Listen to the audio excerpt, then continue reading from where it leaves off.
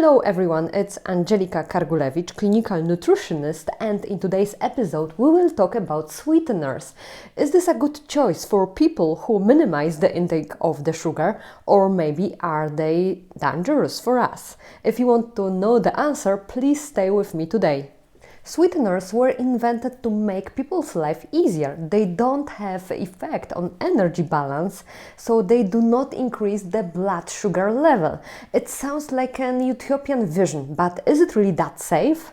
There's a lot going on in the world of science, and what has so far been considered safe and healthy may not necessarily be the best choice.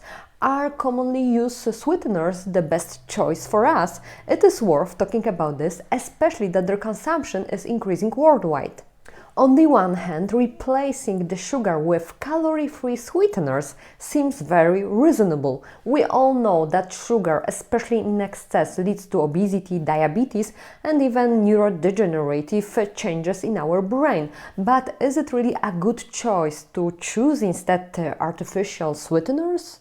The results of a population-based study published in the British Journal of Nutrition show that artificial sweeteners are not necessarily safe.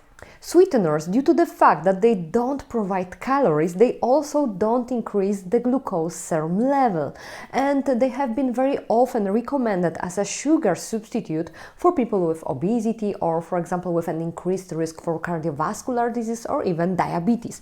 But as it now appears, in these situations, they may even increase the risk of this disease. In recent times, there have been some information about negative effects of the artificial sweeteners on the gut microbiota, although the whole picture was a bit fuzzy and not everyone has paid attention to it. The study published in 2024 analyzed the data from more than 6,000 people, and the survey participants were asked one question: how often do you add artificial sweetener to your coffee or tea? And regardless of the type of substance added, we have the following answers. So less than once a month, it was classified as rarely, and at least once a day or even more often, it was classified as often, and the frequency in between, it was classified as moderately. And what are the conclusions of the analysis? So the consumption of artificial sweeteners is associated with an increased risk of cardiovascular disease such as hypertension and paradoxically also with diabetes. Another observation is that an increased consumption of artificial sweeteners correlates with an increased risk of death from diabetes but not from cardiovascular disease. Comparative analyses from other studies show that one or more servings of artificial sweeteners per day correlates with an increased risk of stroke, cardiovascular disease, and overall mortality. They even linked the specific sweetener to specific health events, and so aspartame to brain incidents, and in turn isosulfame K and sucralose to cardiovascular events. And what mechanism may account for the fact that sweeteners cause harm? This is not fully explored. It has been suggested that a potential reason for their negative effect on the body is that their consumption increases the glycated hemoglobin, insulin concentrations, and also triglycerides and fat storage in the liver. And simultaneously, their consumption decreases also the HDL concentration, which means high-density lipoproteins, the beneficial ones, the only ones which are able to remove the excess of the cholesterol from the body.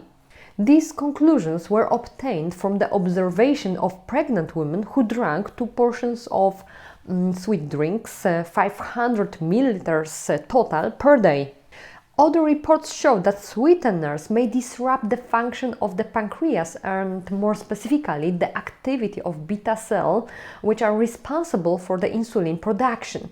There are also some reports which document that sweeteners may have also atherosclerotic effect.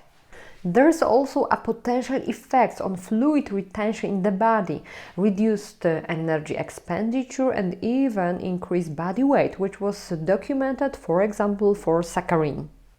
On this occasion, it is worthwhile to emphasize the impact of the sweeteners on the microbiota in terms of reducing the integrity of the intestinal barrier and also disrupting the composition of the microorganisms within the gut. Where do we find sweeteners? In addition to their intentional use in coffee, tea, or for example different dishes, we can also find them in a highly processed food products, which are often chosen because of their lower caloric value. Products that are labeled as a low sugar, for example light fizzy drinks, they provide sweeteners such as aspartame, acesulfame K or sucralose. Sweeteners can also be found in dairy products such as sweet yogurts and other dairy desserts, but also in puddings, jams, chewing gums and sweets like jelly beans. In conclusion, of course, the idea is not to get into the psychosis straight away, but certainly to think about how often do we use sweeteners and do we actually need them in our daily diet. While sweeteners are marketed as a healthy alternative to sugar, evidence increasingly points to their potential health risks. Regular or high consumption, even in products like coffee, tea or processed foods, may do more harm than good. Cautious is advised as their widespread use continues to grow globally. Thank you for watching my video. If you like it, please leave the thumbs up and subscribe the channel. See you in the next episode.